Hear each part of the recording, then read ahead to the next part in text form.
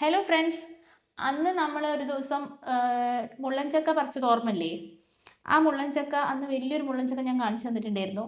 ആ മുള്ളൻചക്ക അതിപ്പോൾ പഴുത്തിട്ടുണ്ട്. ഇത് നമുക്ക് മുറിച്ച് നോക്കാം. ഇതാണ് ഉള്ളതിൽ വെച്ച് ഏറ്റവും വലിയ മുള്ളൻചക്കയായിരുന്നു. അത് നല്ല പഴുത്തിട്ടുണ്ട്, നല്ല പാകമായിട്ടുണ്ട്, നല്ല മണം വരുന്നുണ്ട്. നമുക്ക് ഇതൊന്ന് മുറിച്ച് നോക്കാം. ഇതിൻ്റെ ഉള്ളിൽ എങ്ങനെയാണ്, കഴിച്ച് നോക്കിയിട്ട് ഞാൻ ഇതിൻ്റെ ഫീഡ്ബാക്ക് പറയുകയും ചെയ്യാം. ഇത് മുറിക്കട്ടെ.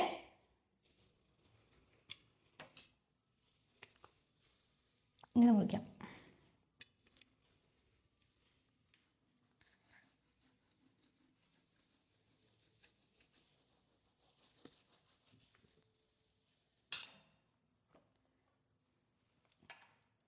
ഇങ്ങനെയാണ് ഇതിൻ്റെ ഉൾഭാഗം വരുന്നത്.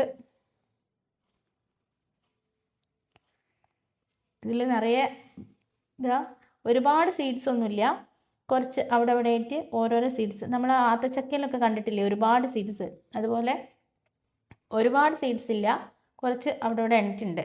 ഇനി ഞാൻ ഇതുകൂടി ഇങ്ങനെ മുറിച്ച് കാണിച്ചു തരാം.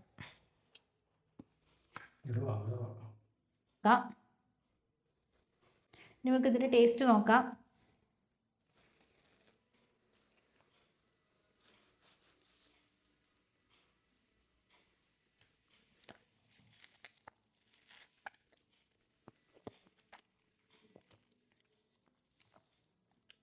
നല്ല മധുരമുണ്ട്, ചെറിയതായിട്ടൊരു പുളിയുണ്ട്, ഒരു പ്രത്യേക ടേസ്റ്റ്, നല്ല രസമുണ്ട്.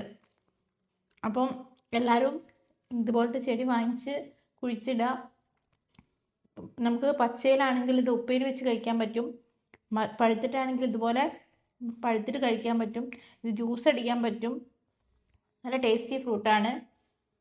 കുറേ വൈറ്റമിൻസും പ്രോട്ടീൻസും പിന്നെ കുറേ പ്രതിരോധ ശക്തിക്ക് വേണ്ടിയിട്ടുള്ള കുറേ കാര്യങ്ങളുള്ള ഫ്രൂട്ടാണിത്, പ്രത്യേകിച്ച് ക്യാൻസർ രോഗത്തിന്.